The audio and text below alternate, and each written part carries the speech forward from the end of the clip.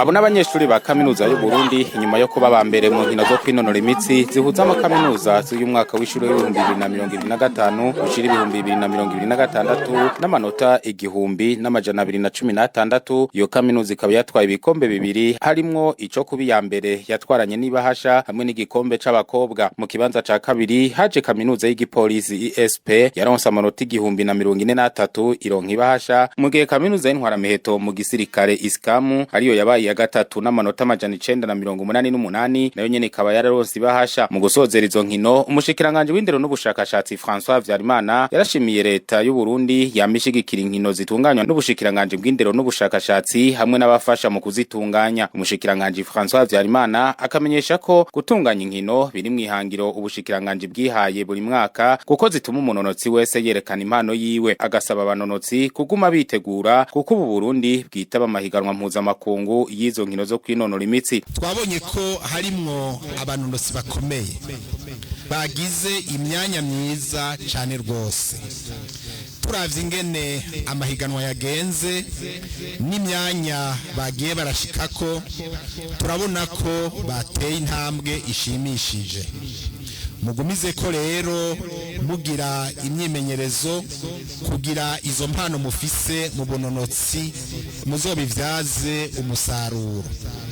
Mugume mwitegura kuko ubu twaratanguye kwitaba amahiganwa mpuzamakungu ahuza amakaminuza yaba ayo mu karere canke ayo kw'isi yose.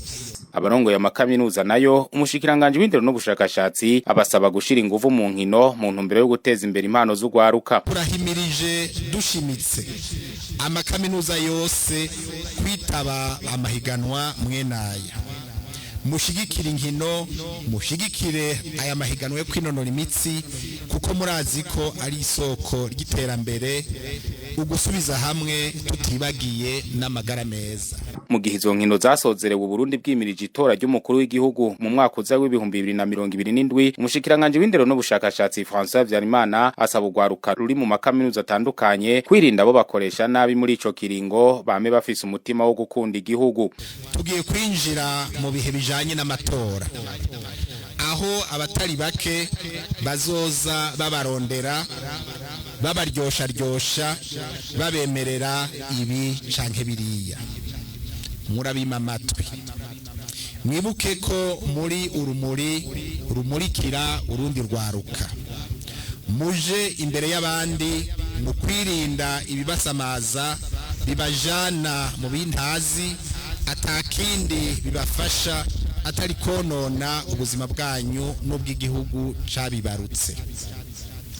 Tukaba duhamagariye urwaruka gukunda no gukorera igihugu cabibarutse. Mwirinde na ntaryo gutega amatwi basesa nkuyoze kuko bakoresha kenshi mwebwe urwaruka na cane cane abo muri za kaminuza mu gusambura igihugu cabibarutse. Indero runtu beno mukunda igihugu canyu bize imbere ya vyose. Izo nkino zikaba zatunganijwe ku nshuro ya 11, zikaba zitabwe n'amakaminuza 18 harimwo kaminuza 5 za leta hamwe na kaminuza 9 z'abikorera ivyabo.